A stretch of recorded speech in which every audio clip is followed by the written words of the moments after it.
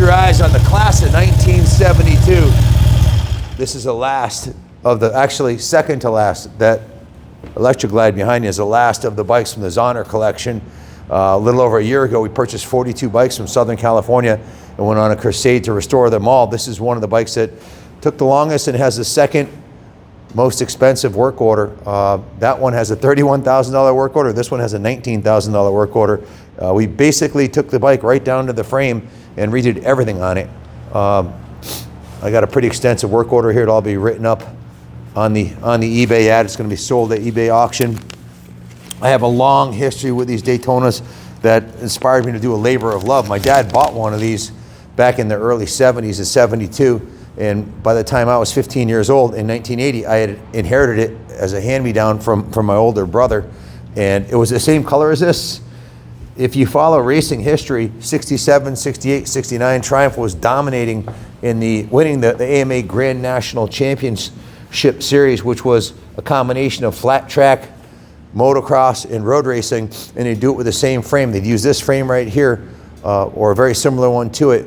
They were running 650s in the Nationals, but they ran these 500s at off-road racing too. They used it. I rode mine off-road all the time, so to find one that is this nicely redone, that's been in a private collection for forever, is few and far between. So I guess the first thing you can see is the paint job. We completely redid the whole paint job on it. Was professionally restored here and repainted in the original factory colors. So it has a very authentic look to the restoration. The second thing is, the most obvious thing, is the exhaust system. We ordered that from the UK. We paid $1,200 plus shipping for the exhaust. It has included the crossover tube in the front, all the mounting hardware, the collars, and the original correct mufflers. Those are not China junk. Those are a $1,200 European set. The bike's been carefully gone through top to bottom. The full restoration just completed at Kaplan Cycles. This bike has had one owner from brand new. We have the California pink slipped in hand. An entire year was invested on us restoring this machine. And like I said, the work order totaled $19,320 in parts and labor. That was a total of 108 hours of shop labor, plus about $4,000 in parts. This is an investment grade machine. Book values and sales have been climbing over the last few years. The NADA #1 value of this motorcycle is $13,145. This is definitely a #1 bike. Comparable sales, one just sold recently on Bring a Trailer for $12,500. Not quite this nice. The cost of restoring one of these bikes often exceeds the resale value. In this case, that'll probably be the case with ours. We had another one through here that Country Motor Cars had done a full frame-up restoration for our client who bought the bike here to have us sell it for him. He had $40,000 in restoration receipts, which is a little extreme. They kind of over-chromed some of the bike, but it's what he wanted done. He spent $40,000 restoring it. We're a little less than half that on this one.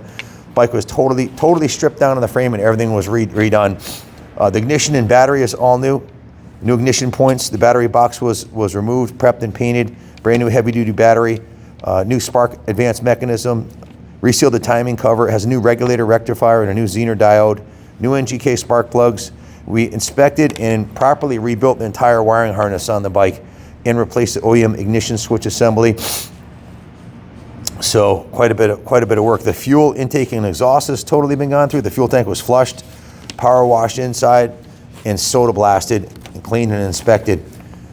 The tank was also treated with evapor rust. If you look inside the tank, it's remarkable. This tank, the inside looks as clean as the outside. There's no rust. It's bare metal. It hasn't been Caswell coated. It's been properly restored. It's absolutely beautiful. The carbs were removed, cleaned, disassembled, rebuilt, and adjusted. We're running VP94 non-ethanol fuel. Has new fuel petcocks, new fuel lines, new fuel filters, new air filters, new air filter to carb adapters. And so the whole fuel system, carb system is totally redone. The whole intake's redone. And of course that new OEM replica full exhaust system from the UK with all new exhaust hardware and brackets. The engine oil system was totally gone through. The engine was rebuilt by the Zahners. That was their specialty. Tests perfect at 125 PSI. Both cylinders, which is absolutely perfect. It runs beautifully, shifts beautifully. We removed the oil tank, flushed, cleaned, and inspected it. Removed and cleaned the oil pump. We disassembled the entire primary case. This whole side of the engine came off. Everything came off. We inspected the clutch, bearings, and seals, reassembled the primary with a new gasket, inner gasket, and all new seals, new primary oil, new transmission oil, new engine oil, and a new front crankcase breather tube.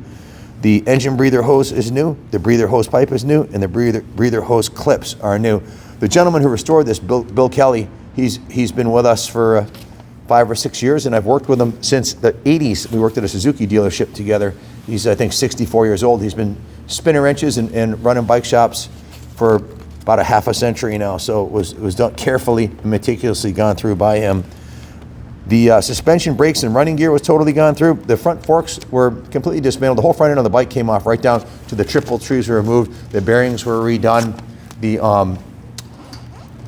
mounts for the headlight are brand new and professionally painted.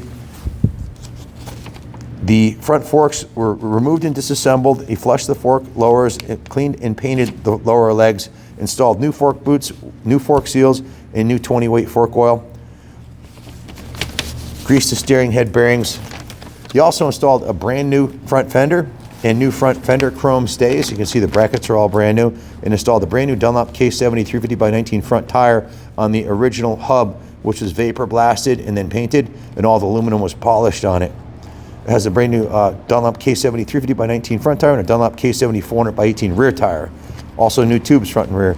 The brakes were completely rebuilt with new brake shoes and serviced the front and rear brake drums. Soda blasted both wheels. Repainted the rear wheel hub. It has a new rear fender stay and a brand new Regina heavy duty gold classic final drive chain, which I think plays really nicely with the burgundy paint job on there. We love to put a gold chain on a restored bike. It makes it look, something greasy look like a piece of work you want to hang around your neck. The chassis and miscellaneous running gear, everything was gone through on it. It has a brand new clutch cable, a new seat base trim, a new seat latch, a new seat check wire, a new Daytona decal on the other side. I mentioned the new headlamp ears, new headlamp brackets, a new headlamp assembly. The entire headlamp, if you zoom in on that, that's a brand new European chrome reproduction, exactly like the original. It's absolutely perfect. New headlamp assembly, new headlamp bucket and switch, high-end low beam work. This is your new Zener diode right here. Runs awesome. These things rev out really good, the little 500s. I didn't rev it out that much when I was going up the hill. It's cold out. It's literally below freezing. I would not ride this on the street. I only rode it on the driveway. We don't salt or sand the driveway in front of the museum because we still test ride bikes all winter long here. So total miles on it since we restored it is probably 5 miles. Bill's gone up and down the street. You can still, if you zoom in, you'll see the tires still have the hairy nubs on them. All the components were steam clean, hand washed, polished, degreased the entire engine, the cases, everything was cleaned and polished.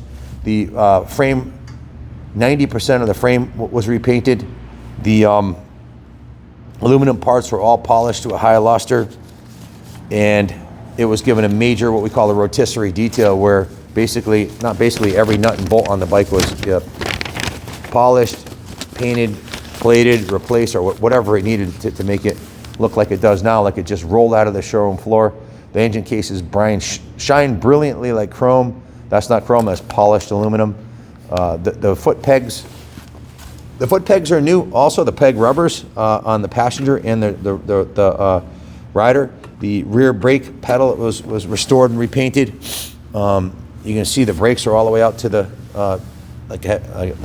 first level of adjustment. So everything's nice and fresh and clean and tight and ready for another 53 years. This bike's 53 years old. I'll never forget the day my dad and I and my brother, my big brother, pulled up. I was probably 12 years old. I saw this thing, 10 or 12 years old. The bike was sitting outside of the guy's house, and he said to us, when you pull up and you see the bike, I want to know your immediate, I want to know as soon as you see it, if I should get it. We pulled up, my eyes popped out of my head. It was the most beautiful thing I ever seen. I was like, get it, Dad, get it. I was an excited little kid, and he bought it. I had no idea that years later, when I'd be riding this bike myself. I learned how to ride it off-road. I actually got arrested riding this bike without a license when I was 15 years old. The same exact bike. I had to go to juvenile court, and my dad was real hard on me in court. He's like, he's grounded for the whole summer. And the judge was like, take it easy on Mr. Kaplan. He's just a kid, you know. And they let me off with a slap on the wrist, and he took me to the local bar that was right on the river. I forget the name of the bar. It was in Willimantic. He bought a pitcher of beer, gave me a beer, and gave me the keys back and said, "Don't get caught next time, Kenny."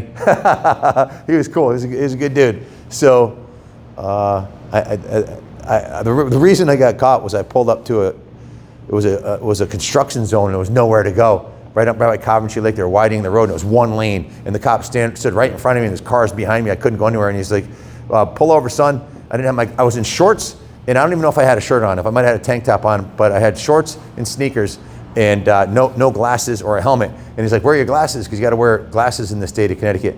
And he goes, "License and registration." I said, "I'm 15. I don't have a license, you know."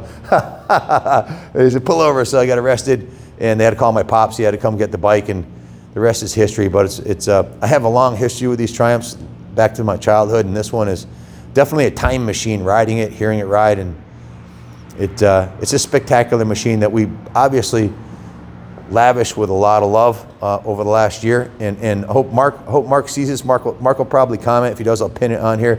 This was his dad's bike, and Mark's in his 60s, so sold the whole collection to us, and we did our best to honor him and his dad's lifelong commitment to these motorcycles by restoring them as nice as we possibly could.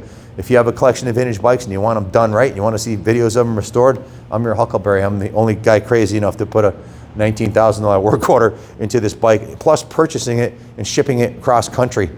So we shipped it from California, so we got a major investment in this thing, and we can't give it away, but it'll be priced reasonably and affordably, and it's one of the nicest Daytonas you'll find for sale anywhere. Hope you enjoyed the video, a little history lesson here, and I hope you love the bike as much as I do. Hit the like and subscribe, put some comments in, let me know what your thoughts are. Thanks for watching, and God bless America. And